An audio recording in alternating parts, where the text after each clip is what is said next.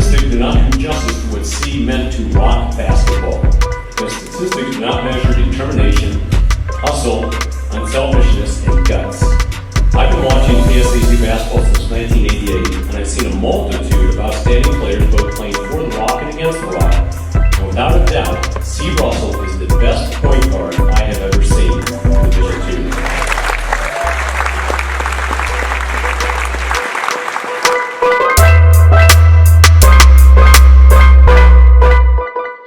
Welcome to another episode of For the Love of the Game.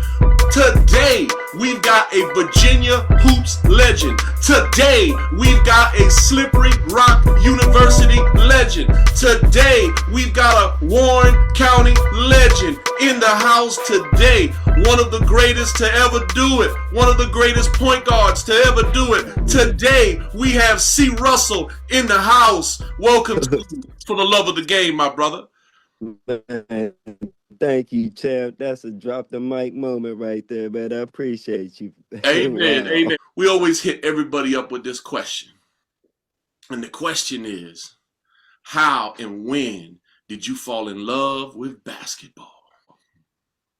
All right, I fell in love with the game of basketball as a young 3-year-old with my Uncle Mike being the man in front row, scoring 1,000 points at the high school, at Warren County High School, to him going to Randolph-Macon and us going down to Ashland. I remember these days, and that's 71 to 75. That's crazy, man. But I'm going to give you an example. My Uncle Mike did a 360 in warm-ups at Randolph-Macon. And it's layup line, right? And I remember that, and I took that in my life, as I got to my turn. And it's just wild how that I remember that, that move and everything, man, to this moment, man. And then from there, that was the love right there from watching him and my Uncle Knock, and my family just fell in love with watching them play and wanted my turn when my turn came. Amen. Waiting for my turn, but it happened. You know what I'm saying? God had his plan. Amen. Amen. That's how I fell in love with the game, man. My family and everybody was basketball fanatics. Amen. Amen. Now, did your uncle go on to coach, or what happened to him after Randolph-Macon? He became a minister and moved down Johnson City, Tennessee. Well, yeah, first he went to Jonesboro, then Johnson City, and worked at Sears and did his thing. And then now he's a bishop in Chicago.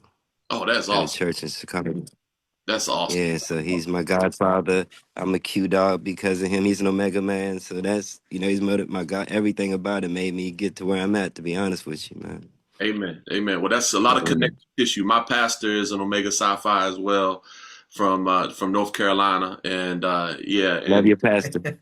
Yeah. And then also my daughter, we took her first college camp was Randolph-Macon, and she really it blew her head up because she's queen of the court, and it was like around 120 kids there, and she was she won queen of the court, and she walked out of there, her head was about this big. She won queen of the court down there in Randolph-Macon. So a lot of connective. We're very familiar. The Aries household is very familiar with Randolph-Macon.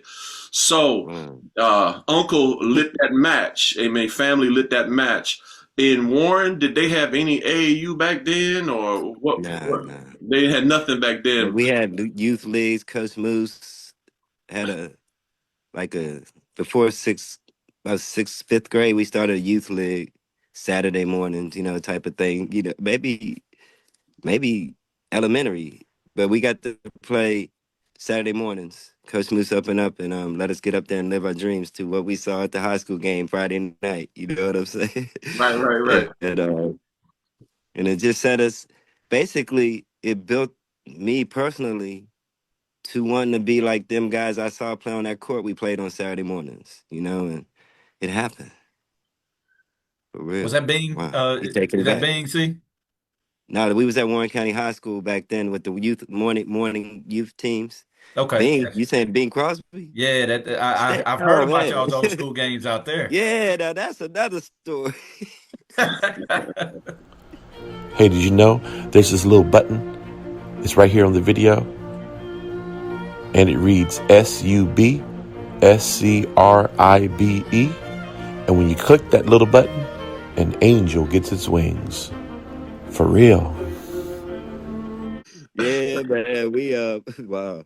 But yeah, so that's how it went from being youth, and then when we got to seventh grade. Am I going too fast after the youth? No, we good. We good. Okay, so after we got through that stage of being dream chasers, we got to seventh grade where it became real for us.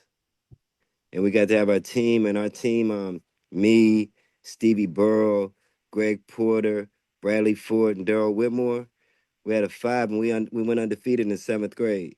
Coach Oh, Mason, Coach Whitehouse had us running the break, outlet, get in the middle, get in the middle, outlet, run the break, fill the lanes. And we ran the four corner, Phil Ford, North Carolina style too. But but we went undefeated wow. and won our little area. Johnson Williams and in Berryville, Daniel Morgan in Winchester, Eller and Stevens City, Frederick County over there on the outside of Winchester, Woodstock, and Strasburg and us. So yeah, we went undefeated through that run, and that set a. To be honest with you, before the Fab Five, they called us the Awesome Five because we didn't have no center. We was all pretty much guard size, but we had the size of dogs. Amen. We Amen. had the hearts. We had the hearts. Let's Amen. go. That's an athletic lineup too. No Yeah. doubt. Yeah, we did all right. We did all right, man. We had like I played the point. Stevie ran the two, cool as it gets. Durrell was like the three. Shot both hands, left hand, right handed. Greg Bradley Ford was the four, rebounded like everything. Greg Porter was the five, rebounded everything. And we just did our thing in seventh grade, same eighth grade, same type of momentum. Even though Johnson Williams and Berryville beat us in the playoffs, I'll never forget that. Oh And wow. then ninth grade, we went like 16-4, had a good season. Sophomore year, if I'm going too fast, forgive me. No. Sophomore year, JV, we had a 16-4 run, lost in the championship to Hanley over there. I remember this like it's yesterday. Y'all gotta be back. And then junior year, our junior year, our five coach Moose didn't coach was like seniors, hierarchy. So we Well, were now you're going sophomores. to now let's back up. Let's Oh, back up. Let's back up because okay, you racing okay, forward. So let's slow down. Let's slow down. Let's get to the okay. fundamentals of because you are Fundamentals. a legendary point guard. I've listened to the podcast. I've listened to your peers. I've listened to all of the people who talked about your handles and what you could do on the court as a point guard. You have broken many Wow. records and you have done many things. So I wanted before we go all the way because the young people who are watching, they need to kind of look. I always like to look at first principles of. I Gotcha. look at greatness and I try to look at what made the greatness. Like how did Okay. what was the ingredients that made the greatness. So first thing I want to ask, Mm. did the speed come first or did the handles come first? And then were you one of those people that you worked on your handles and then you just worked on your body, got faster later, or were you always I hate this term, but I'm gonna use it just because I can't think of another one. Were you always a speed demon, and then the handles came after you already had this incredible speed that I have read and heard about? Mm. Stay in my lane humbly. But I think my handles was always in my pocket. Okay, When Uncle Mike and Uncle Knock and everybody they taught me how to dribble, and I ain't getting nothing stolen. So I took pride in having the handles to make sure nobody touched my candy, and the right. speed came with it. You know what I'm saying? The speed was part of just me. As far as even though Coach Moose would probably say, "See, stop at the foul line," but going so fast. That was like something I had to adjust to for me, playing with my speed and trusting it too much, and pretty much I'm going too fast. Right. You know what I'm saying? So I was a fast dude, but because I always had the dribble skills, but I had to make sure I got slow enough to finish at the rim. Not just going up and just, oh, you got to jack something up at the rim. You're going in there and finishing. So that was growing pains. You know what I'm saying? But I got to it by the time seventh grader, so I was all right. Yeah, Now, who yeah, is that's a the good one question. with you being Yeah. such a legendary point guard? Who was the one that was responsible for you mentally knowing how to run a team and knowing how to break down the defense? Who was the one that impacted your mentals the greatest? As a youth, as before high school, we talking a younger age, right? Well, just development. I'll say this: as you developed to becoming the apex of Mm-hmm. the apex predator of point guards, when you were at your greatest, who will you think that, like, who was the ones that taught you mentally how to play and get you to that apex point? My uncle Knock, my uncle Mike, rest in peace to my cousin Dwayne who played the Rappahannock. He taught me how to roll back and everything. And he ran the point for him. So basically, those three were point guards in Warren County point guards: Rozier, Jordan, Butch Rutherford. People I looked up to at the high school, I wanted to be like. You know what I'm saying? It was certain point guards in our high school that I looked up to, but I didn't know how to pattern my game after them. As far as that, just like them and wanted to be like them. My Uncle Mike and them showed me the moves and everything I needed to do to incorporate my game. You feel Okay, me? that's That awesome. makes sense. No, it That's makes sense. It makes sense. Now, you and I hope this ain't out of school for me to say this, but I think you weren't a big guard, oh and my no. daughters are not. They don't have a lot on their frame either. You know what I'm saying? And my question is, sometimes referees uh, can deeply impact when my daughters are more. They can be a little more skilled than some of the players, some of the girls they're playing against. And Mm-hmm. sometimes you got Mm-hmm. people, they got their hand on them, they're leaning on them, they're all of that other stuff where it can Run impact. down. Yeah, yeah. So how did you get them up off of you when the referees was not calling it tight and not calling it right, and they tried to get physical with you? How did you Oh. what was your strategy to deal with that foolishness?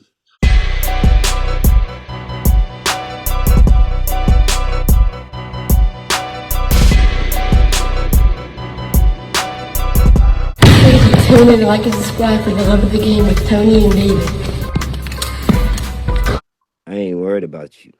First of all, if you take that angle, all right, whatever. We can go where we need to go. But speed, getting by 'em with the quickness, doing whatever it took, tricking them.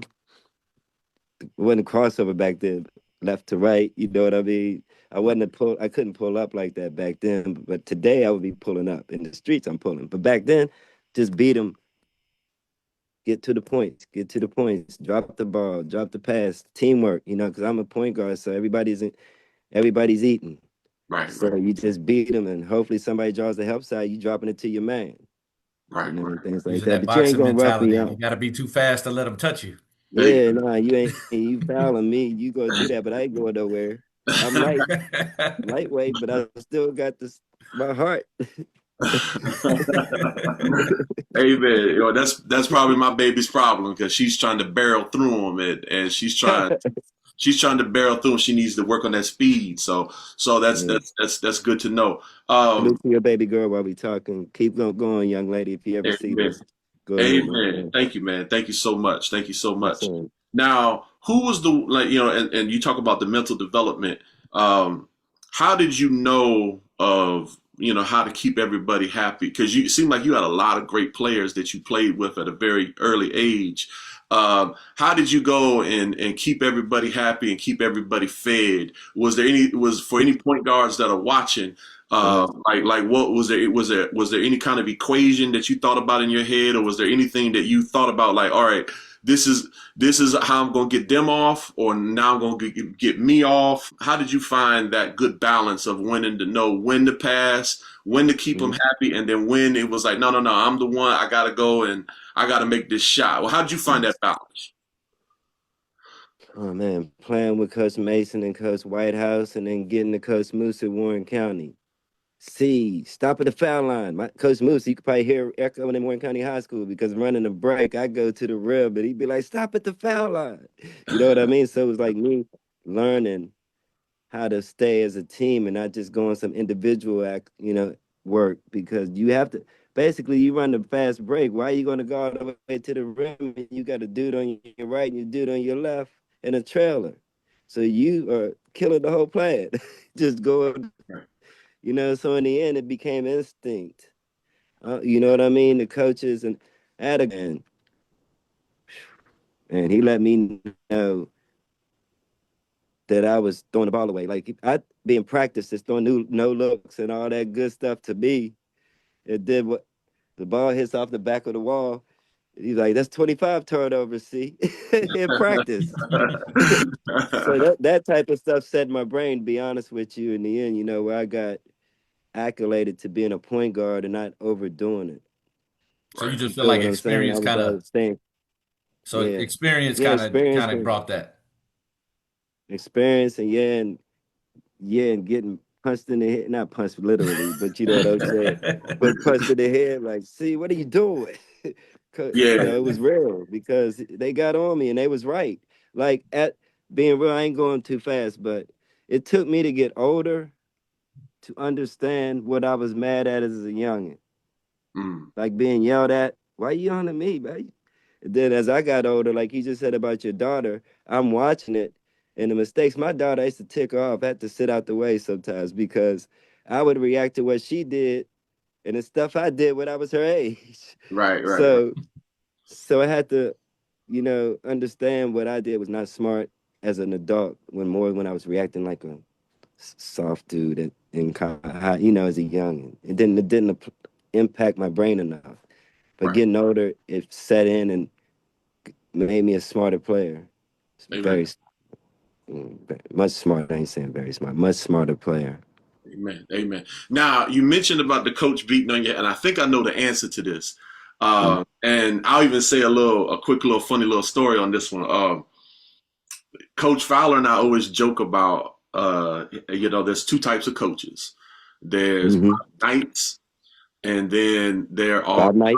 John Woodens and Dean Smiths, You right? said Bobby Knight, right? Yeah, yeah, yeah. So, Yeah. so Coach Fowler loves the Bobby Knight type of coach. Ooh. And then I love the Dean Smith, John Wooden type of coach. But Mm-hmm. I'll say this: me and Coach Fowler went to a game Mm-hmm. recently, and there Mm-hmm. was a Bobby Knight on one side, and then there was a Dean Smith on the other side, and the Bobby Knight was blowing out the teams by 40 points. You see what I'm saying?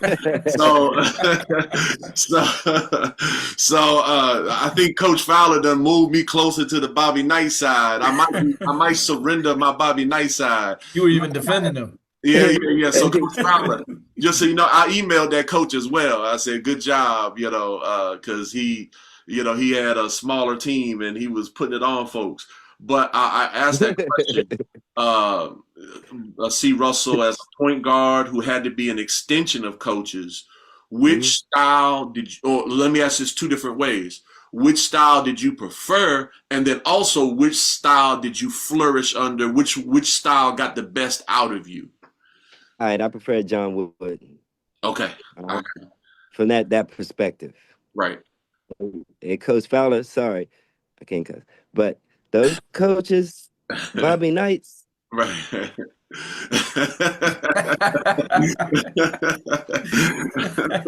Oh man. But I gotta tell y'all a real story about that because there's gonna be more to this if I got time with I gotta skip or I gotta wait or No. Go ahead, anything? brother. Go ahead. We can. All Yeah. right. All right, look. All right, so Coach Moose used to get on me. Sean used to get on me and got on my nerves. My assistant coach used to tell me I had 20 turnovers in practice. Got on my nerves. But we won the summer league. He coached in the summer league. He coached in the high school summer league all-star game. We beat Rodney Monroe and them from Goretti up in Hagerstown. Mm-hmm. And then he wasn't there our senior year, but Coach Moose still always stayed on me with making smart decisions. So, and I probably apologize in all of my Hall of Fame speech, But they got on me right, but I didn't accept it as right. And Right. like to anybody listening to this, I've said it many times to my youngins. Don't be mad at your coach. Just apply what he said and let it set in before you react. Because I was a reactor. So you know what I'm saying? I'm being a hypocrite right now because I was not good. But my reaction was wrong. When he said some right stuff, whatever they told me not to do, even on defense, don't reach. And then they think about the game, I had 5 fouls. Why? Because I reached on 3 fouls. Different things like Right. that, but Right. it Right. didn't apply to me. I didn't apply. It applied to me, but I didn't apply. But I like the calm coaches. I don't like the yelling coaches. I got the slippery rock. And this is why I said I'm going to tell y'all something real. I got the slippery rock, if I can say this right now. Right. And my coach that recruited me was Bobby Knight. Don't forget to like and subscribe for the love of the game. You know, the way he coached. Right. You know what I mean? The way I got the slippery rock wasn't being yelled at, this or that, this or that. It was just, see, I love your game. You know, yeah, whatever that good stuff is. He got me. And then I was ready to. I met my roommate, perfect timing. I met my roommate who went to the league I told you about. I met him on our recruit trip. Me and him both got yelled at, but he's the greatest of all time at my school, and I'm the all-time assist leader. So Coach worked out with his Bobby Knight. He got on our nerves, but it worked because he he punched us, not punched us, but punched us basketball into the brain for real. Like, come on, man, don't make these foolish mistakes. Don't do the dumb stuff we showed you not to do in practice. He reacted on the sideline. Right. To be honest with you, everybody knows this. I was ready to pack up and get back to Virginia. Right. At Slippery Rock. I mean, I'm sorry if I skipped time, but I was packed up and ready to come back to Virginia, man. And my mom came up there to talk to him. They had a nice conversation.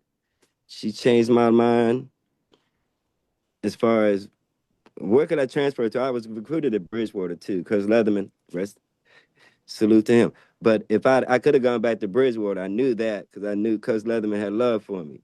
And that was and Shepard, Coach Starkey and Shepard. So I had two options. They didn't know that, but in transfer portal, it'd have been out there.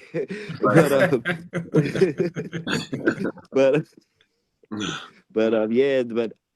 I was the one who was wrong, and I should have been a tougher. I was soft, to be honest with you. That's why I say kids accept the Coach Fowlers. You know what I mean? I was being soft. Mm-hmm. Right. Keeping it real. It was me. Yeah. It wasn't my coach. He was tough, but it was me. Right. You know what I mean? And I hope kids can hear this, whoever parents too.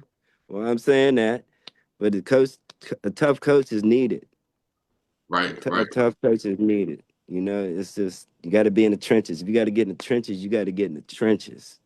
Right. Well, I'll just interject with a funny story, and we'll edit it out just on that same theme. My daughter didn't have a good game on Saturday, and she was not not locked in. And we get in the van, and I tell her off in the van, right? And then the van gets quiet after I tell her off, right? And after I tell her off, there's this John Wooden type, a really nice guy. Name was Coach Greg Willis, and he had pulled her to the side, and my wife had noticed that he had a long conversation with her. Mm-hmm. So then after the van gets quiet, my wife breaks the silence, and she goes and she said, "So what was Coach Willis talking to you about?" And then my daughter, she said, same thing Dad said, and then she said, "But he was nicer." So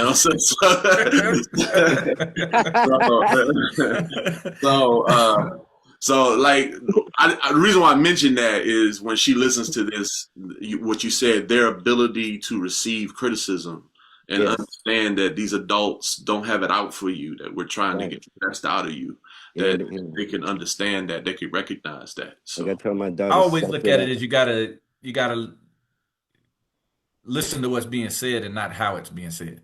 Yeah. I mean, that's how I take it. Whenever I'm still being coached or whatever, as far as jobs go and things like that, any of those things, I try not to listen to how it's being said, but what's being said.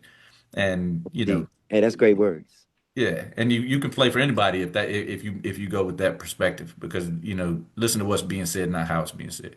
Yeah, that's real. That's real. I mean, that's great words, man, for real. But like I said, I was one of them reactors, man. You talk to me crazy. It's easy for me to say this now at 43, but at 13 and 14, 15, I wasn't thinking, oh, let me think how it's being said. I'm mad that my coach is like Bobby Knight, And I apologized to my coach. I did. I apologized to him. He went in the Hall of Fame up in Pennsylvania when I was there. I apologized to him. just off of he knew how I was back then. Uh-huh. You know, Right. but he apologized to me too. I'm gonna tell you, like you just did right there. Right. He did apologize back. You know, there was some things that was over the top. It was over the Yeah. top, That's but cool. you know, I Hey, love now, him. I'm in Russell, the Hall of Fame. let's go back to high school just for a little bit. So all Okay. the guys that you went undefeated with, how many of them you were Hmm. able to stay with you when y'all went to high school? All of us, Oh, y'all all stayed 7th through together. 12th. Yes. Wow. Oh, And then that's our unique. senior year, sweet people, Ronald Jordan came to us our senior year because Greg, the center, the 5'9" center we had, Uh-huh. he fell off the team, but Ronald Jordan took his place, and we had same 4 plus Ronald, and Wow. same thing now, same road, same nothing changed. We did our thing, like got the states and everything, you know, Okay. one And, district, regular season and stuff. amen. Now, what was the name of y'all's district back then? Northwestern District. Okay. Okay. And So that's you know uh-huh. them schools in there? Are you from around here? Well, You I know are some you of them. 'Cause from my daughter's starting to run into some of them, but you know, because when I was watching your podcast, she got to play Culpeper recently, uh, and oh, they wasn't in our district. That was a good game. okay, We was it was Osborne here in Manassas. I didn't like this school I live in right now, but that was a rival here. Then Osborne Park was changed to AAA then, but Hanley, Loudoun Valley, Leesburg, Loudoun Valley, Percyville, Loudoun County, Leesburg, um, and Parkview, Sterling. That's I hope I ain't leaving nobody out. But that's it. But yeah, that was our schools in our district. And Culpeper wise, that was a game, just an individual game. okay. Like me and Mister. All right. Yeah. So you play against Jenkins then? Jennings, yeah, Mr. Jennings. Jennings. Jennings, yeah, Yeah, yeah. yeah, yeah, we played my senior year. Okay, He played baseball. Look, this is crazy with him. He was playing baseball. I sat on the bench my sophomore year in baseball. This guy, knows, I knew his name, but I didn't know him. But he came around after hitting a home run on third base, and the coach said, "Good job, mister." I said, "That's him." oh wow. And then, make a long story short, he was all state junior year, all state our senior year, but they had our games matched up, and we played and went down Culpeper. He dropped 31 on me. Oh wow. Yeah, then came to front row. We beat them. And then down here in regionals, we didn't get the match because they lost to Robert E. Lee, and we beat Waynesboro. So we got to the championship in region. But yeah, but he became my best friend, one of my best friends in life. God works in mysterious ways because we were he wanted to cut my head off. I wanted to cut his head off, and he did. Now, wasn't David Yeah, Robinson man. playing around the same time you was playing? David Robinson over there at I was in Osborne? 8th grade. Osborne Park. He was at Osborne Park, which the Okay. team that changed to AAA. But he did. He was a year. I came in a year after he left. Okay. 83. Now I came. I'm 2 years. I'm class 87. He's class 84, maybe. Oh, okay. But I didn't get to play against. And he was 6'7" then. He Oh, wasn't. He hadn't grown to 7 feet till he went to the Naval Academy. wow. But he was second team all district. Yeah, that's so I looked up to. It's wild because David Robinson was second team all district. Dennis Scott was in his year. Dennis Scott was second team all district. And they had like 3 crazy people on this all district. Billy King that went to Duke was Mhm. first team all district. You know what Wow. I mean? So they had a nice. And that's what we looked up to go into when our turn came. Was stuff like that, man. In our district. Our Now, district we weren't scared of nobody. amen, amen. Now, in your state, if in the finals or semifinals, you got knocked out by Quarterfinals. another Virginia legend. Yes, sir. What was his name? Brian Stiff. Brian Brunswick Smith. High School. Amen. Over down there in Lawrenceville, right? Down there near Yes, Lawrence. sir. Yes, sir. Yeah, coach. Yeah, man. Brian Stiff and he had a nice mob, man. They won the state that year. So we lost in regionals to Wayne. We beat Waynesboro at the buzzer. My man Morris Carter, my backup point guard, hit a shot at the buzzer to beat Waynesboro down here at Osborne Park. in regionals. Then we lost to Robert E. Lee in the regional championship. Mitch Madden hit a layup at the buzzer and got us the next night.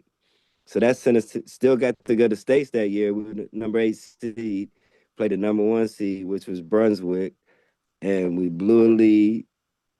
Brian Stiff took over, and yeah, great coach. You know, they had a great coach, man. They had everything, man, and they had a great team. And they came back and got us. And B Stiff went to UVA and did the same thing he did to us on that court for 4 more years as a college player. Yes, he did. Yeah, man. Now, as y'all were burning up Virginia, how and when did the college letters come in, and what was that experience like? Man, I didn't. I wasn't getting recruited like that. It's Russ Potts. I think his name is Russ Potts from Winchester. Uh-huh. He was the first man, and he hit Oral Roberts up from. We played Hanley, and he kicked what you just asked, and I'm not getting recruited, sir. And he hit Oral Roberts up for me. That's crazy. He blessed me. And no, they never really got to me like that. But when Coach Leatherman at Bridgewater was the first guy to really call me like a lot, send letters realistically, ask me to play at their school. And then Coach Starkey at Shepherd caught me at Hanley High School after a game and communicated with me effectively. And I took the visit to both of those schools. And then after states, Slippery Rock was waiting outside the locker room for. Look, can I say this real quick? After state game against Brunswick, I came out the locker room. University of Wake Forest, VMI. I don't know about VMI. Make a long story short, Virginia Tech. It was coaches talking to me, right? At Wake Forest, Muggsy Bogues is my idol. So them even talking to me made me feel good. But Slippery Rock coach was waiting too. He was one too. And that's how Slippery Rock came in my life. And Coach Barlett talked to me, told me they were going to Hawaii and all types of good stuff. I'll never forget that. And he stayed on my line. Got me a recruit trip up there.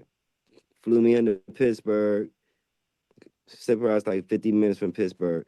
And met my roommate, like I said, and committed. Amen. And then that's how I didn't have a heavy recruitment, but it went from that to that. It wasn't Alderson and Broadus.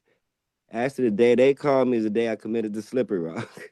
Wow. Alderson and Broadus in West Virginia called. The day I never forget that. The day they called is the day I called Coach Barlett at Slippery Rock and say, I'm coming to the school. I'll sign today. Wow. Yes, that's how that happened. So I wasn't like Darrell Whitmore, my best friend. Uh-huh. He the one that just went to the Hall of Fame for West Virginia football and baseball. Wow. He was getting football letters. I knew what it was like to get recruited, but it wasn't me. I saw his mailbox. Wow. So would that affected you? Nah. Would you have taken the Alderson Broadus if because Darrell went to West Virginia? Oh, yeah. Would you have taken that one so y'all could have been closer? It would have been a good. Hey, I can't say that I wouldn't. I can't say that I wouldn't, man. I mean, even Fairmont State. Oh, that's where I would have gone. Fairmont State. That's another one that communicated with me a little bit because they had 2 guys from Hanley that went there at the same time, the year before me. So they did communicate with me. But anyway, it'd have been Fairmont State to be around Witt because that's my best friend in life. Yeah, greatest ever. But I mean, Slippery Rock was only 2 hours away, so in the end, it was kind of like 120 miles. So we still I got to go to his football games, and he got to come up to the Rock to see me. Yeah. Amen. It kind of worked out. God worked that out too. God works in mysterious ways, man. Amen. Amen. Now, I'm not gonna lie. I had to doing research for this interview. I looked up Slippery Rock, and let me tell you, the weather I think would have been a challenge to me because just for Man. anyone paying, Slippery Rock's really for all intents and purposes, it's in Ohio. You know what I'm saying? And it's like in the mountains all the way up, like All in the way the up.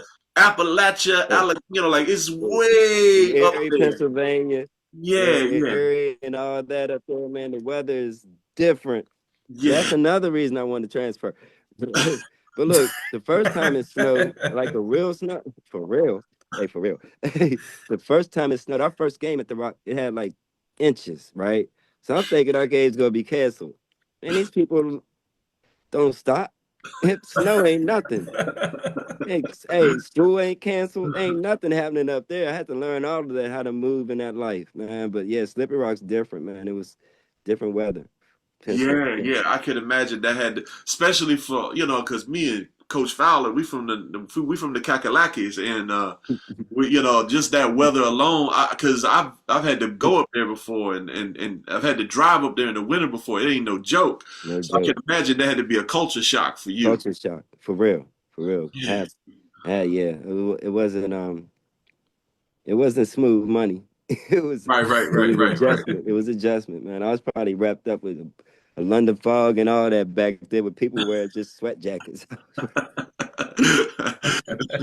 Now, because I know this is a big part of you, and it's a big part, actually, a big part of my mentor's life as well. Was there an Omega Sci-Fi chapter at Slippery Rock? Now we didn't have a chapter. Okay, We had brothers who came through in the 70s, but my dean came through the city of Pittsburgh and then got us on in 90, 91, 92. okay, And we got affiliated in 92. We crossed the Burning Sands in 92. And okay, then we're heavy into the city chapter of Pittsburgh. So Pitt has a chapter, all the all the Pennsylvania up there has chapters in our circle, man. It's Clarion, IUP, Indiana, Pennsylvania, California, Pennsylvania.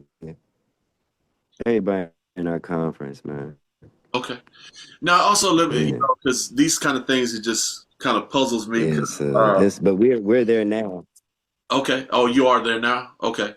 Now, when you went to Slippery Rock, how do I say that? Was there any cultural diversity there, or did you see any or was it just Pennsylvania?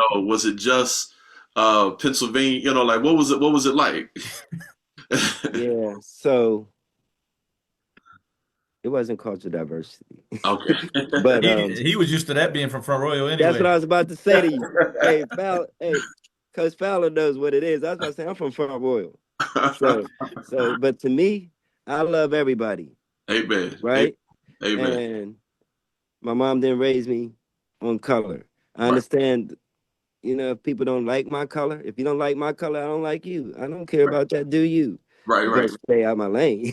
Right. But you know Right. what I'm saying? But nah. So I was like, I was I was good, but it was some things. We had some situations up there, that we had to handle our business, different times. But yeah, yeah, it was cultural. It was cultural. It was very cultural different. Oh.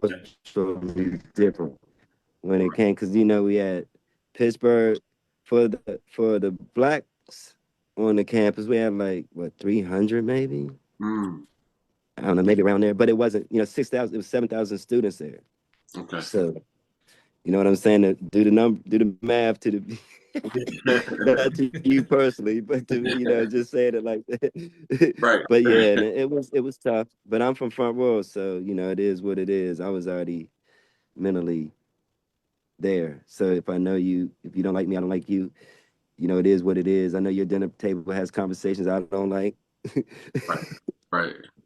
You Right. know, that's how I see it. Now, like I say, just stay out the lane. Stay out the lane. We had problems, though. I will tell you that, man. For real, we had a couple situations up there. Right. Right. Right. All Question. hands on deck. Question. You said your mother, and I was just wondering, like, regarding your code of life, because I'll say something very unique about you is you are Mhm. probably the greatest networker that we have ever had on the show. You know what I mean? Regarding your ability to connect with different people. And do Appreciate that. you get that from your mother, or what? Mm. Who was the person that gave you that principle where you want to connect with, where you just connect with everybody, and everyone is like you look at people with love and you try to Yes. connect with everybody. So who gave My you? mom. My mom is the sweetest person I know. Amen. She's her. Right. She loves everybody. Like, she's Coach Fowler's wife's godmother. Right. I don't know if you knew that, Coach Fowler, but I yeah, know that. I know that. That's how I yeah, know what you're talking about. yeah. Listen, man, I know So a lot of these stories already, man. I'm married to yeah, I Coach, do. so So like, yeah, so like, hey, my starting five. Back in high school, Coach Fowler's uncle was our forward. So Oh I'm wow. in his family. yeah, His Bradley Ford is just his Bradley's uncle. our Yeah. five. Bradley's Yeah. the Bradley on our five. Our awesome five is his uncle. Listen, Hey, Mary, and Ed tell me these stories. I listen. Mama I tell Mary, you, Ed Eddie. Hey, loved that. Ed loved you y'all's got the team, man. toughest grandma in the history of grandmas. And Eddie's a father to me. They're my mother and father. If I go to the hood, I'm going to see them. I'm not leaving the hood without seeing them. So Wow. it's like, that's how I was raised. That's how I am. I love everybody. And color doesn't no, I don't do that. I raised my children. I got two daughters. We don't do color. We Right. do people to treat people right. You stand on how you have to be respected first and foremost. If they disrespect you, period. Right. Right. But nah, my mom was the sweetest. My dad was the coolest. My dad color didn't go with him. And my parents they had to go to school with black people because Warren County didn't what's it called? My brain is when Segregation. Segregation. Segregation. yeah, Yeah. they didn't integrate till segregation. My parents had to go to school together, and then Warren County integrated. They were the last school in the state of Warren. I didn't learn this until my daughter's second grade book, the Wow. history of Virginia. My town was the last school to integrate in the state of Virginia. So Wow. my parents didn't know that. So that's the life I grew up in. But we never. My dad was cool. He worked at Avtex, the plant in our hometown, and that's just that type of interaction with the whole town, everybody in there. So he was loved by everybody. And rest in peace. What's up, Pop? I love you. And my mom is the sweetest lady ever. Like I said, she didn't raise us to see people like that. And that's how it goes in my life now. So as you say, I appreciate what you said about me, but if you see me, it's love. Like, I invited you to my birthday cookout already. You know what I'm saying? If I meet somebody like, what's up, man? How you, man? I got a birthday cookout July 15th. Pull up. And it could be anybody at my cookout, Right. We don't do that, man. I just do people, man. I'm not doing that, judging you by your color, man. Amen. That's I got a tough question for you. okay. Because I'm outgoing as well, but my wife, she calls me Cujo, because I'm like a lovable Saint Bernard, and I be loving on people, but then you kick me Yeah. enough times, then Mm. I can turn into Cujo. You know what I'm saying? And one thing and I'll just use it. My wife is the opposite of me. She closes off to people because she doesn't want to deal with the disrespect. Right. What I notice and what I know that you have to go through because of who I am is when you're kind to 10 people, 3 people are gonna try to take that meekness for weakness, and they're gonna say something stupid, or they're going to be disrespectful, or they're going to come off a certain way, or maybe that doesn't happen to you. Maybe that only happens. No.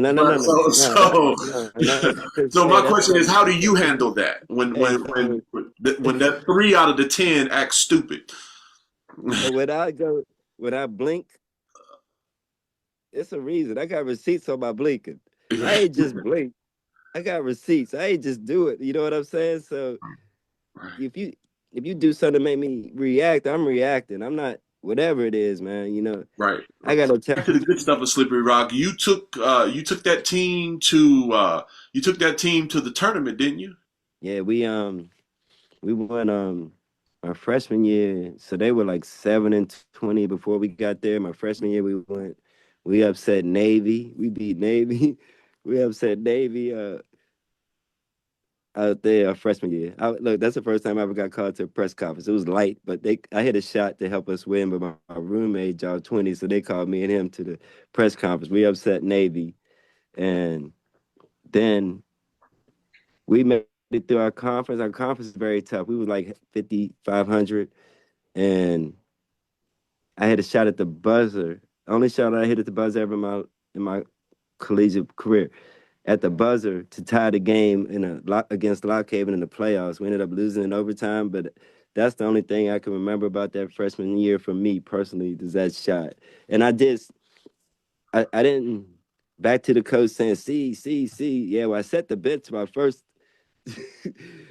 I came off the bench for the first half of the season. And then I earned my stripes enough for him to trust me to start me. He started me and got me in the rotation my freshman year. And then my sophomore year, we got better. We went from 14-14 to 18-10, 18-10, and got more competitive. Still lost in the playoffs, but we got more competitive.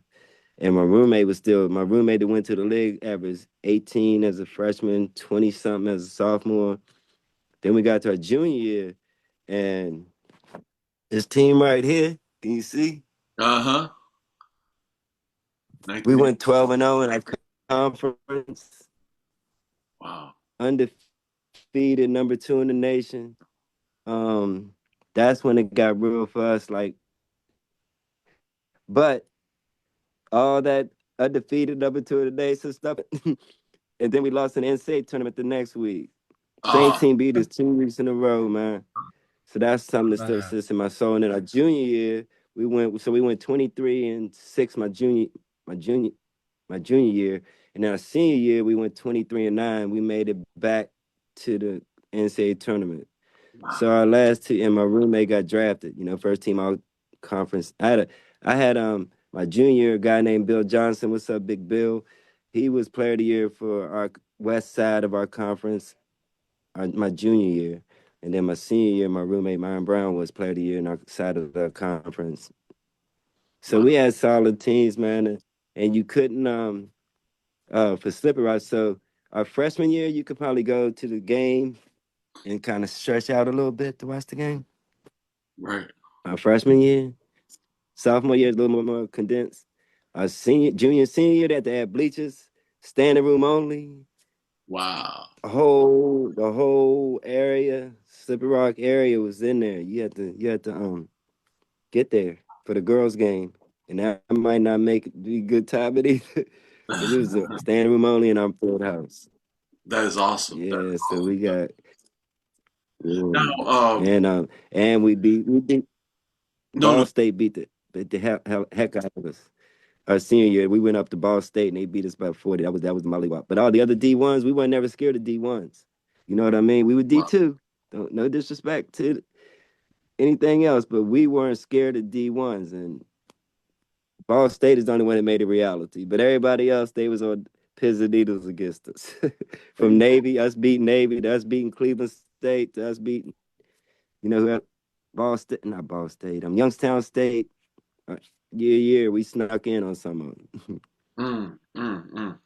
Now, and it's funny you said that, you looked up to Muggsy Bogues, because when I was watching your game tape, I was like, man, he played just like Muggsy Bogues, except I'd say you were a little better offensively than Muggsy Bogues. Your shot was a little, you would get your shot off more than Muggsy did, amen. But Muggsy was playing NBA players, but I'm still saying you were very talented getting your shot off as well, and that passing distribution, and also staying on folks and getting them steals. That it just reminded me of. That's funny. Hey, I got to thank Muggsy personally last year at the Wizards game. Oh, that's awesome. That is awesome. Stranger, I like Muggsy, man. Thank you, man. And man, you touched my soul, man. You got me. But Pee Wee Barber was already further. Pee Wee Barber was my motivator as a high school player to want to be on that level. I just had to say that because y'all had him on here. Pee Wee was Pee Wee. I knew of him, you know what I mean, and everything. But that's who had the had the path laid for what I wanted to be as a youngin'. I'm sorry, but you can go ahead now, man. I just no. Muggsy and Pee Wee. That's good. A good plug, no doubt. That's a good plug. That's good. Now, after Yeah, it's college, cheap. what were the options about what, do you have an option of trying to go to Europe, or was there any semi-pro option? What was available for you? Yeah, so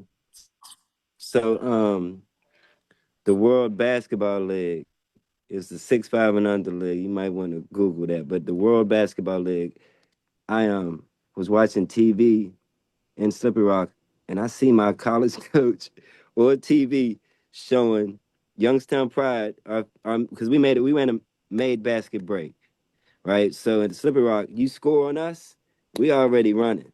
You feel what I'm saying? So if you made it, we still good. We running, running, running, running. And I saw him showing Youngstown Pride our made basket break on TV. I Oh, said, wow. "Damn, coach," because like I said, I wasn't feeling my coach at the end because of, like I said, the Bobby Knight part. So we wasn't cool like that when it came to me talking to him. But I saw him, and they talked me into going up and asking him could he get me a tryout at Youngstown. I went up there and asked him.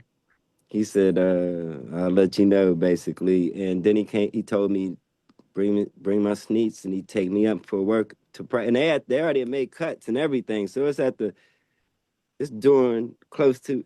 Oh, one more thing. When I when I got to Youngstown, that Shepherd visit I took, they had a man there named Terry Conley, right? I'm just gonna shrink the world real quick. He played that when Richmond beat Syracuse back in the day when they upset Syracuse. Terry was on that team, but I met him at Youngstown. At Shepherd on my visit. And when I got to Youngstown for the trial, Terry was drafted by them. So Oh, small world that I'd already known him, you know what I mean? And basically, a long story short, I could play with him. And when I got for the workouts, the things I did right, I got to go back the next night. I did things, and Mark Wade was the point guard at UNLV. He was a UNLV point guard with their Final Four team a couple back in the 80s, 90s, whenever that was. But anyway, me and Terry played good. I played good again. The third day I went, they had 4 contracts on the desk for me to sign to come. So I signed for the Youngstown Pride for it ended up being 4 games, but wow. I signed with the Youngstown Pride, 150 a game, and free sneaks, all that good stuff. But like I say, it was all that was a summer league for dudes still trying to get to the NBA. It's like the summer league to the CBA. It was just a 6'5" and under. Like I'm gonna throw some names real quick. Willie Glass from St. John's was on my team. Gary Massey from Villanova. Carlton Valentine from Michigan State. Mhm. Mark Wade from UNLV.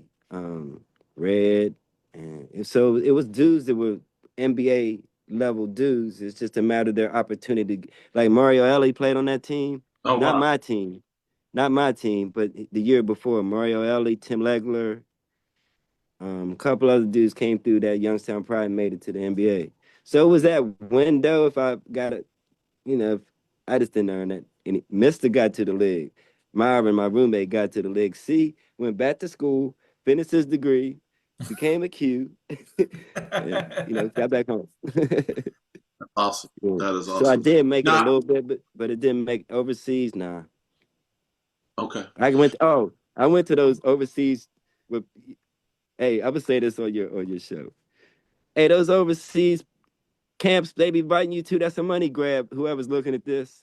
When they It say they got is. an overseas camp and they gonna get you a shot, that's a money grab. Whoever's listening to this, if y'all see this, Don't let it go. happen. That's a money grab. Trust me. Hey, Get the receipts on who got jobs off of that camp. hey, Like brother C, that's going to be a YouTube short already. I already know that's a YouTube short right there. So that's going to be one of our 1 minute clips that I'm going to clip up right there. live So, your dreams, young fellas. But I'm just saying, keep it real with yourself. For real, man. Do the research on that move. amen. Now, psychologically, how was it, once you finish with that World League Mm-hmm. and they don't have all the options that they have to, because nowadays kids, Mm-hmm. when you're done playing in college, there's a couple, just so you know, like there's a kid who he's really, I forgot, Coach Fowler, I wish my kid was around so I could ask. there's a guy who's even not that great at basketball, and he's a youth sensation. You know what I'm saying? Like it starts with a J or something, Jesser or something like that. And he is not that great, but he's still playing, and he's able to make money playing YouTube, and he's not all that great. And like because my kids was watching him, and he's got his own YouTube channel, like 1 million followers, and I'm watching him play. I'm like, I could, But he ain't go get like young Tony could have beat him, you know what I'm saying? Like, so I was like, why are they watching him, you know? So now he's got all kind of opportunities, but psychologically, see, you were this great player, and then now you're kind of coming to the end of the run. How did you handle that? And like, how was it able to process that? And how did you cope with that? Because it's got to be hard, you know, where you have this incredible gift, and then now you run out of runway. How did you deal with that? Runway. That's a good word. Right out of the runway. I had to get a job at the post office. First out, I had to get a job, and then my daughter was born, so I really had to make sure I stayed solid with a job, and then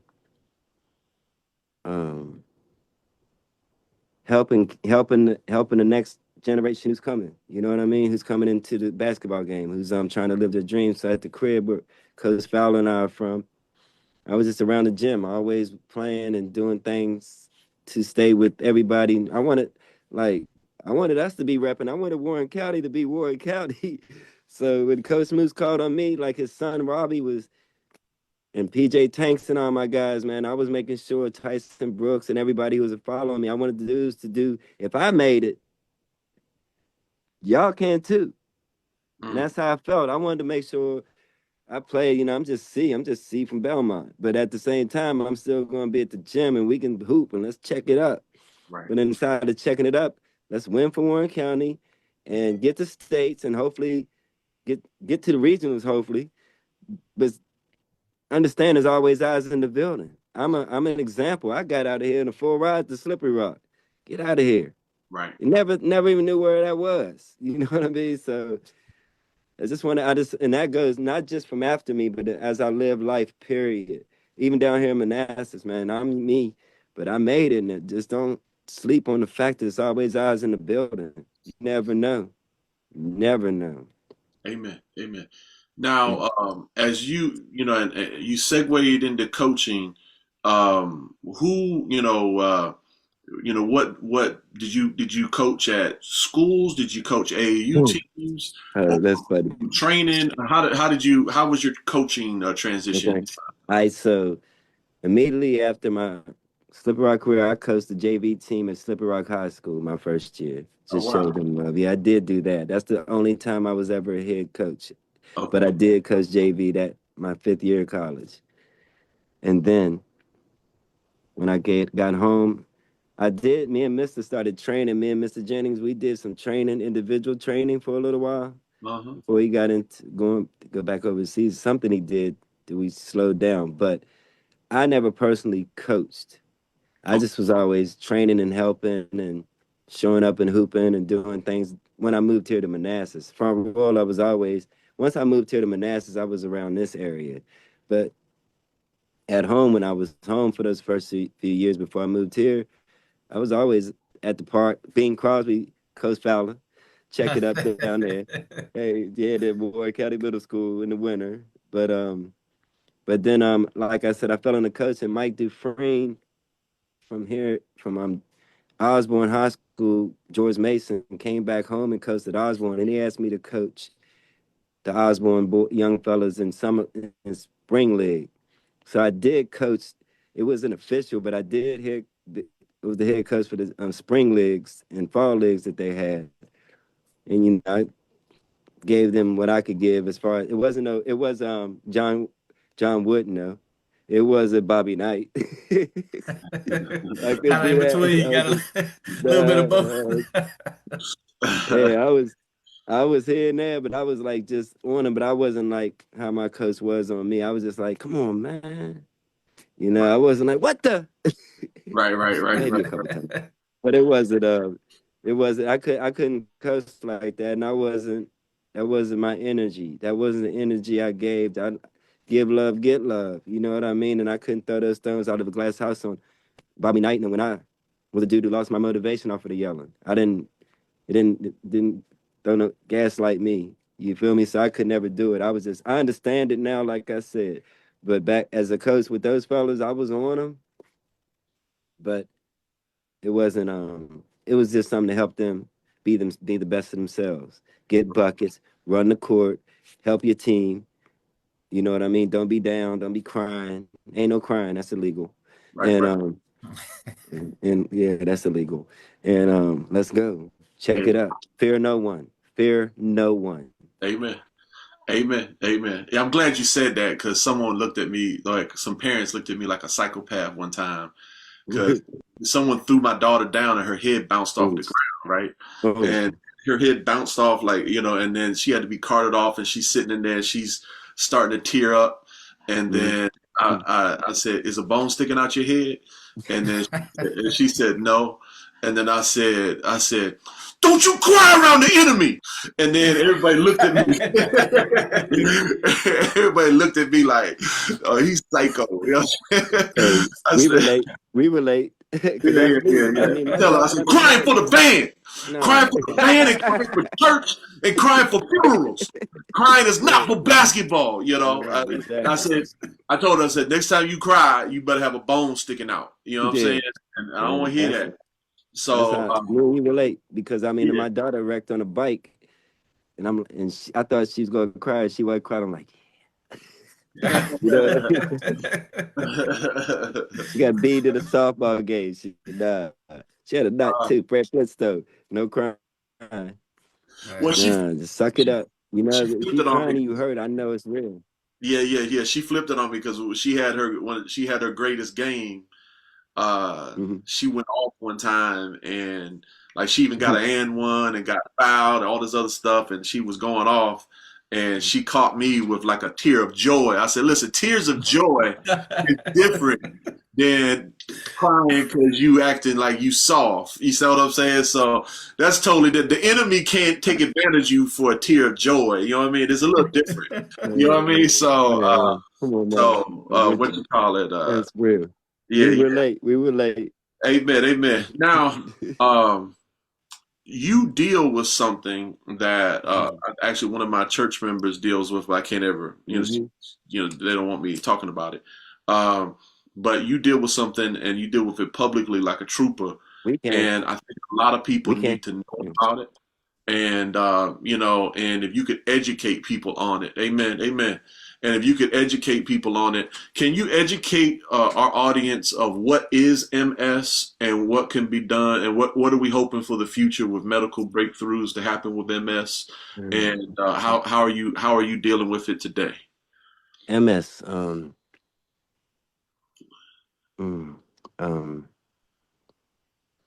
it's I know I can't cuss, so it's how can I? You can cuss, we'll just bleed it out. Okay. It's something that you ain't prepared for. Right. Like for me, I'm gonna keep it real with y'all. So like when I say my birthday cookout, few people know this, but I used to have it in my backyard right here, right? Right. And I shut my whole hood down. Right. It was just so many people coming here, and my dad said I need to go to RFK because I'm hooding up my hood with everybody. So the last one I had here passed out in front of my frat brothers and everybody. They carried me in the house upstairs, and I don't drink or nothing. I'm not a drinker. So I passed out and everybody was worried. They thought I had a seizure, different things. And make a long story short, it led me to get all the testing I needed. Hold on, let me say this first. My legs had already quit as far as my legs and the weakness, because I had already been weakened with my legs. I already fell out from basketball. And they said that it was arthritis, and I said, dang, I just want to meet one other person that feels like I feel, like this mileage, because this was the mileage from all the way they felt with arthritis, so they say. Anyway, when I passed out and everything happened, I did biopsies, the MRIs, every test, brain scans, every scan, and make a long story short, it came back MS. So, oh wow, yeah. So when you see my birthday cookout at the park, the video I sent you and everything with all the folks and Dave, I hope I sent it to you. But Mhm. that started here, and it led to me realizing that I had MS, which took everything to other levels, like cherishing the moments I had to be able to move, like loving the Fowler family. I love them already. This is not this ain't this is for the podcast, but real life, I already love them. And people like that in my life. Y'all doing this right now? This is giving me an uplift, alley ooping this. amen, You feel me? So as far as what I go through was everything that fell off of me, like walking and like for instance, you see at the Wizards games, my brother got me out the house.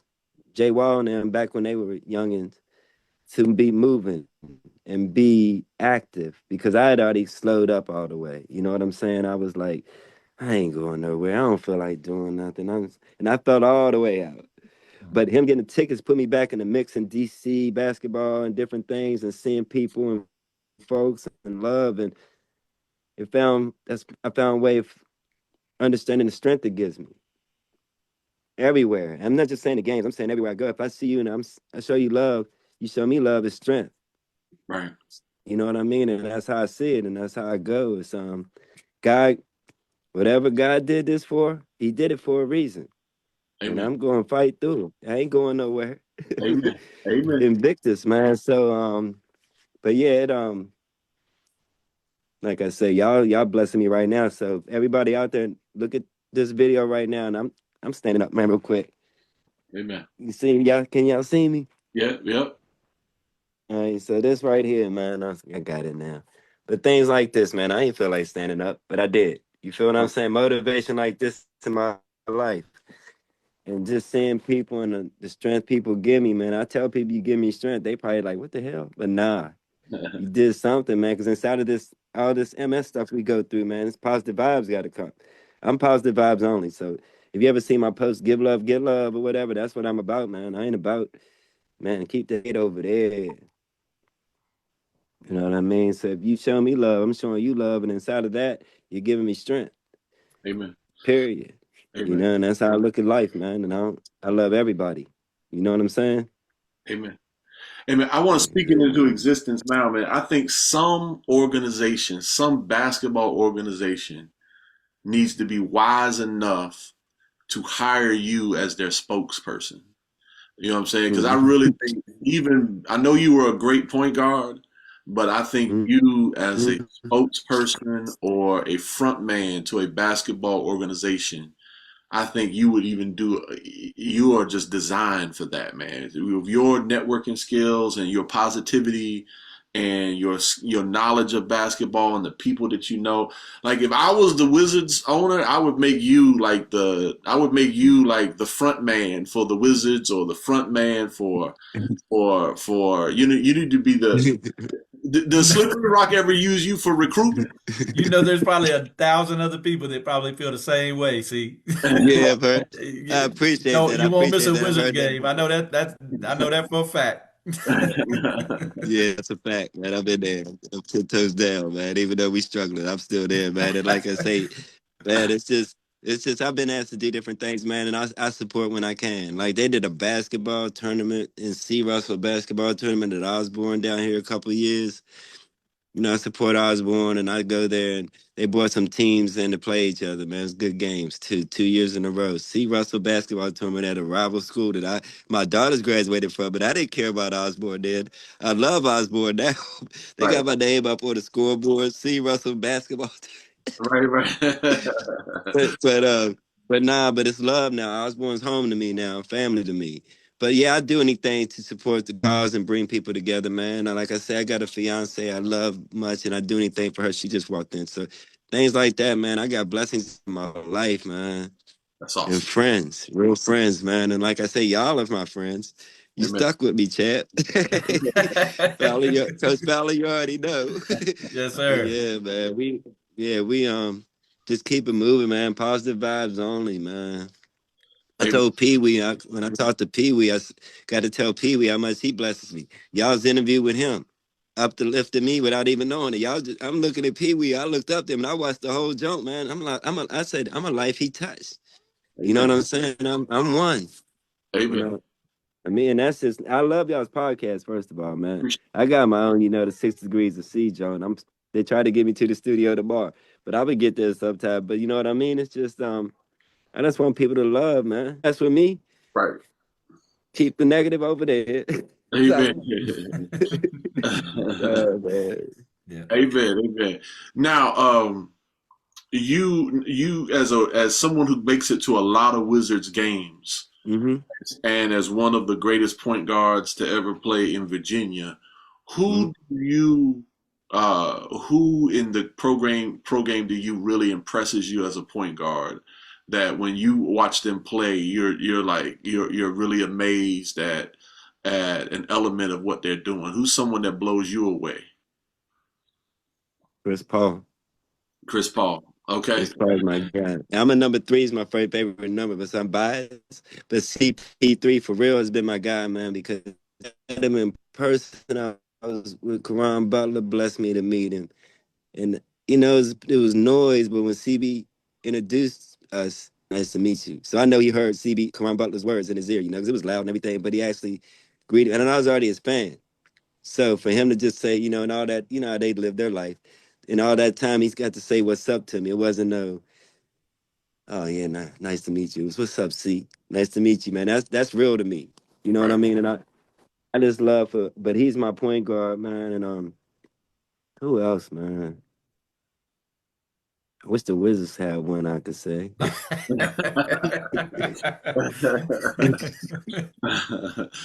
I got a question for you. Since you make it out the Wizards games, and since we play them 4 times a year, did you see ahead of time what Tyrese Halliburton was going to do last playoffs? Did you see that coming, or did that surprise? Wow. So surprise. Well, I like his game. Right. Surprised it all the way to the finals. Yeah. And then TJ McConnell, I've been a fan of his since he was a sophomore in high school. My Okay. roommate, Byron, the one that went to the league, his son, my nephew, was TJ. He played for TJ's son out in McCoursville. But TJ has a little brother, and then my nephew was going to be that in line. So I've been a fan of TJ's for a lot of years. Watched him go to Duquesne, watched him transfer to Sean. I'm cool with Sean Miller, well, used to be. Sean Miller, Arizona. Sean hook and wormed him out there, Arizona, from Duquesne to Pittsburgh. And I've been a fan of his and TJ. So I was, Halliburton, cool, but TJ was the one I was really following on that run, though. Okay. TJ McConnell's a bad boy. Amen. Amen. So I'm kind of wondering because you throw off a lot of names, see, and anybody that follows you on social media sees you with Karan Butler, sees you with a lot of different people. Man, you have pictures with just about Family, everybody. One of the most well yeah. connected people I've seen. Uh, Mm. but I've always wondered, is it your basketball background because you are a legend, or is it the Q dog in you that's made all Yeah. these connections? Now I didn't ever realize No, that they got you to the games because of the MS and all that. But I know you don't miss Wizards games, but you're always with somebody. So what is it? Is it the basketball or is it no, the Q dog? not the Q dog. Not no, not the Q dog. It may because the other fraternities now they don't mess with us like that. It's the basketball small world to be real with you. The Q dog, yeah, there's always gonna be some frat brothers around, and that's protection. but but the Q dog, the basketball fraternity, the basketball is a small world. Everybody knows everybody. One person's connected to another, man. You know what I mean? Exactly. Got you. Yeah, the basketball fraternity. Because this one, and everybody ain't messing with these stripes. The basketball people I've been, and just people in general. Some people are surprised at the Wizards games because nobody knew. Like people that sit with me, they don't know me from Adam. But then Hmm. when somebody comes by, yo, what's up? Yo, what's up? Like, who the hell are you? Why is everybody speaking? People sit beside me the whole game. Just different people in the games. It's like, hold on, man. Why did security just come dap you up? Why did so and so come dap you up? God did. That's awesome. Yeah, amen. Hey, one more little story. What you call it? My wife and I, 50 some years old, and we were not ballers. But my daughters, because they were ballers, or they're ballers, they got us front row seats because when you and Fowler know this. I don't know this. All right. When you a baller, people try to do favors for you, and they just do nice things for you. You know what I mean? And because they were ballers, Courtney and Nadia, they went and they got front row seats at VCU, and I was like, this is how it feels. You know what I'm saying? Like, for the first time ever, we got all the way down. No nosebleeds, all the way down. And even though it was just a VCU game, we knew, because basketball community is small, and so we going all the way down, and we're going past people that we know. And they're like, hey, where you going? Where you going? We just kept going all the way down. And I was like, oh, so this is what the life of a baller is like. You know what I'm saying? Yeah, that special treatment. I ain't never had that special treatment. You know what I mean? So It's funny. Well, that's Cee's life in the Wizards games. Yeah. That's just a blessing, man.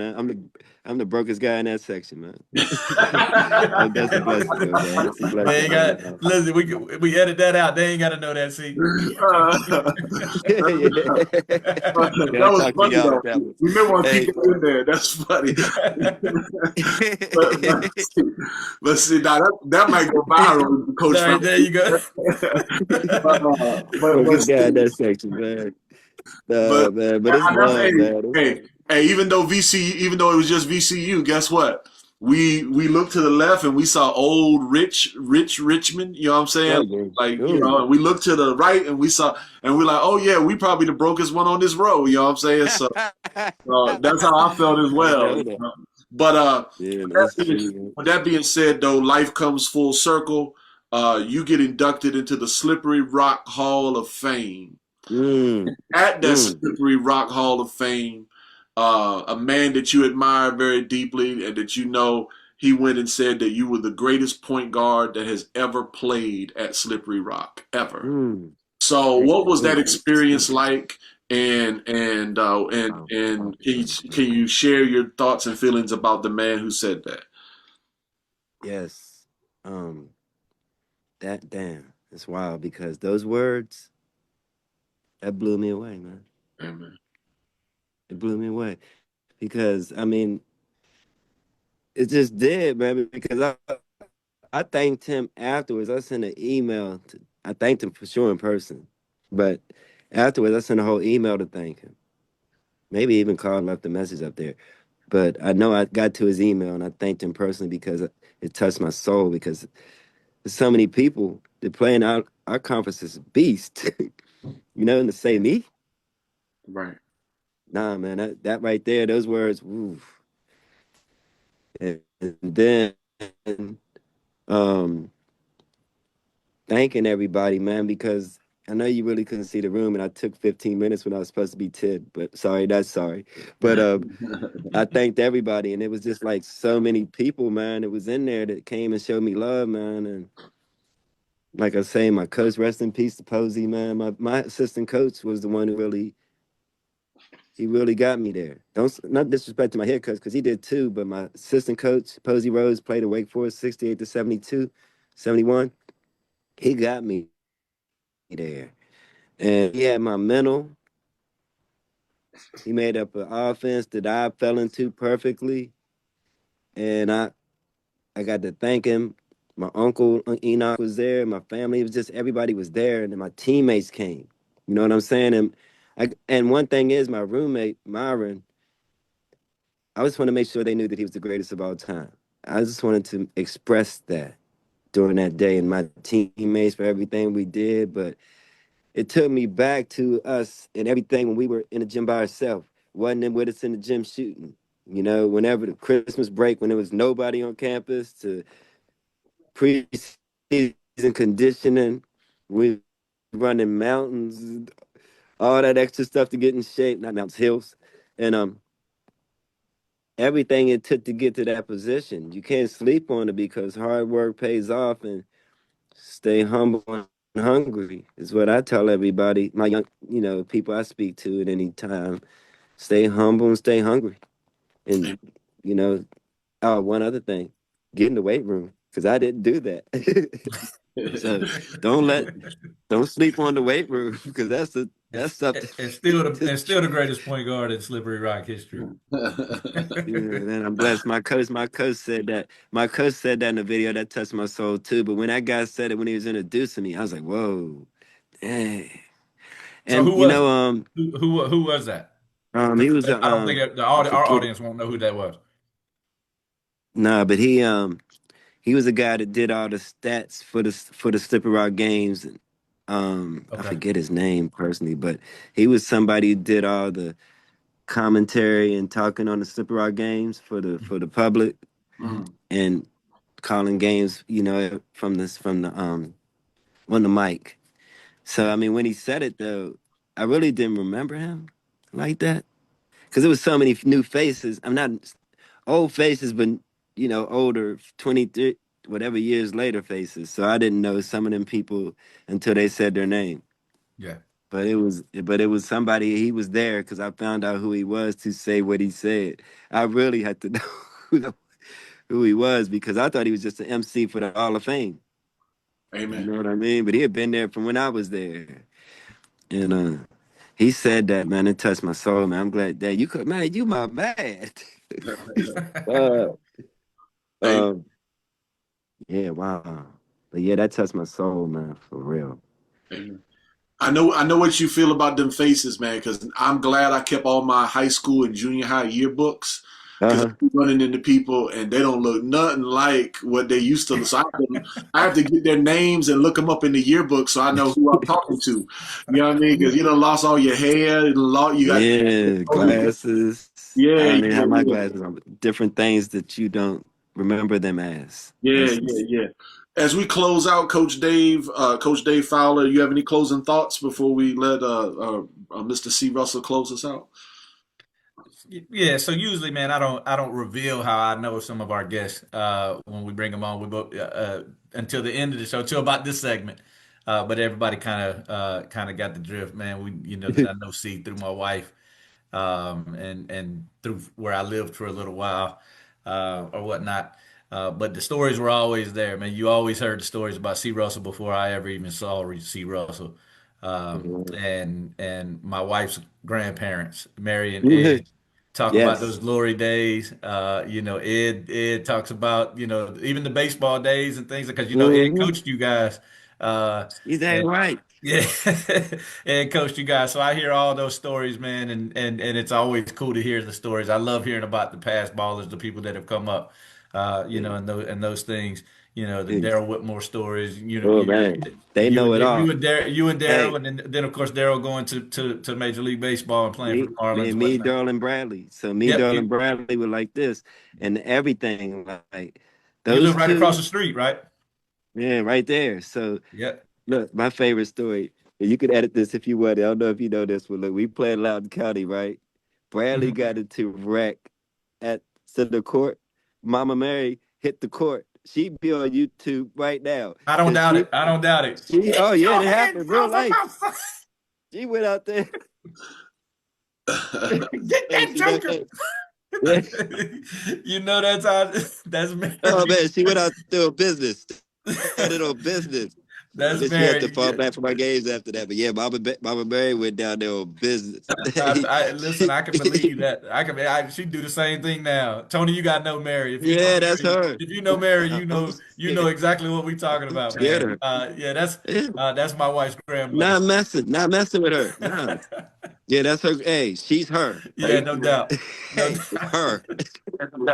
So, My favorite though, I just saw a kiss the other day. When I go, I'm not going in the hood not seeing her because if she hears I was in the hood, I'm in trouble. Nope. That happened. Yeah, Right, right. Not Mr. Mama Mary and Eddie at all. You will hear about it, no No, doubt. they're parents to me. They're like mom and dad. That's why I call them Mom Yep, and Mary. She keeps it real. Eddie was always there, like everything you just said, taking us to practice, taking us fishing, which I didn't do much. Did all that different things as a father figure. He's a yep. second dad. Well, You know I've what I heard mean? these. That's I've heard real. all of these stories from them, They're but it was real. It's awesome, real. to hear it from the man himself. So, it was awesome to have you on here, man. Man, thank you, man. Thank you. Like I said, man, I love y'all first of all, man, for real. And y'all bless me, man. Y'all Amen. Amen. bless me. Amen. Well, I can tell you, man, you are a true credit to humanity. You are actually a good reminder for me. One of my first principles is supposed to be love of your brother, and then sometimes like I said earlier, I can turn into a Cujo, especially dealing in these basketball environments. I can kind of put my shield up, and I can kind of get closed off, and you kind of reminded me of what basketball is really supposed to be about. It's you kind of sometimes I come to basketball and I have an adversarial frame of mind in basketball, and you reminded me when I did the research for all of this. Watching your videos and watching how you conduct yourself, you reminded me of what Naismith actually invented the game for. He invented it for it to be about love and sharing the gospel, sharing the truth. And the way you conduct yourself, you kind of lead with love on how you deal with people. And I ain't gonna lie, people know I'm a preacher or a pastor, but after you have to deal with difficult people for enough time, sometimes you stop leading with love. You see what I'm saying? Yeah. And Yeah. you can kind of get your guard up a lot. You can kind of, and you were a great reminder to me, Mr. Cee Russell, of how to lead with love. You lead with that love, and you're a really great representative of your fraternity. You're a great Thank you. representative Thank of your city and you. your background, Thank and you. we really appreciate all that you bring to basketball. Man, thank y'all, man. It's love, man. Give love, get love, man. And young people, live your dreams. Don't Amen. sleep if you see this. Don't sleep on it. It's always eyes in the building. Hard work pays off. And then the day you take off, somebody in California is working. Somebody in Europe is working. Amen. Somebody in Canada is working. The day you take off, that's the path you left behind because somebody's working while you ain't. Don't Amen. sleep. Amen. Don't sleep. Amen. Thank you again, Mr. C.